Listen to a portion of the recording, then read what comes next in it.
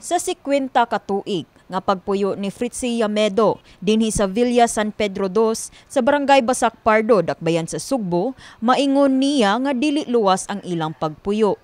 Kini tungod nga giisip ang ilang dapit nga delikado sa pagpanulis ug lusutanan sa maong mga kriminal. Ari jud managan diri dapita. Mo say madakpan nila. Nasay kanang kun wa. Nakabantay ka ma'am nga na ay mga pulis sa una. Oo, madakpan jud nila. Anak man managan. Daghan siya agyanan. Daghan kalupsan. Gani ning Biyernes sa kadlawon Marso 21, nabiktima ang usa ka batan-ong lalaki samtang naglakaw pauli paingon sa iyang gipuy-an. Dinhi nahitabo ang giingong pagpanulis sa gihimo sa upat ka mga suspetsado nga misakay og motorsiklo kaganihang kadlawon. Sa CCTV footage makita nga ang usa sa mga suspetsado gigukod ang biktima ug daling gikuha ang bag niini. Asoy ni Amay nga residente sa dapit nga naalarma sila sa nahitabo apan matod niya wala sila nakaila sa biktima nga nakita sa CCTV footage. Katong laki bang padungso diri.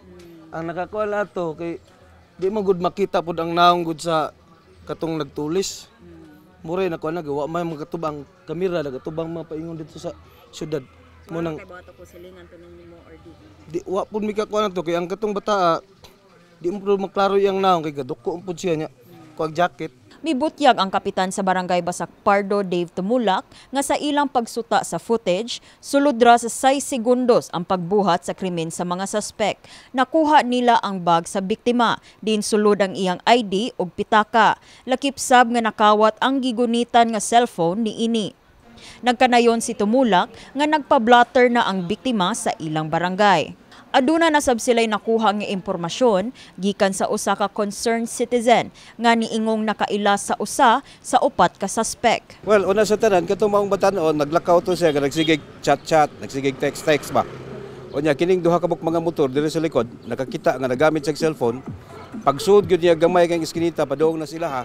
Gisundan siya sa usa sa mga sakay atong motorsiklo ug gitiunan siya og 45. Ang ato ang CCTV operator nakabantay. Motong napindutan dahil ng atong mga barangay tanod pero pag-abot sa area wa na diha ang suspect.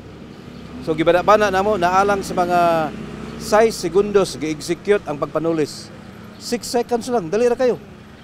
Pahimangno sab ni Tumulak sa publiko nga mas maayo likayan ang paglakaw-lakaw igatungang gabii o kadlawon ug kung kinahanglan manggani mulakaw angay nga alert o magbinantayon sa palibot. Mo nga amo lang hangyo sa atong mga batan-on katong maggawas-gawas o glawom na kayong gabi o kadlawon, kung mahimo, di gud sila manggawas o way mga importante kayong mga lakaw. Unya, og naaga na isa gawas, dili magsigig chat-chat samtang maglakaw, kay awaaw naman kayo ng mga orasa. Sa pagkutlo ni ining balita, nagpadayon gihapon ang investigasyon sa Inayawan Police Station 7 ug nakig-alayon ang kapulisan sa barangay.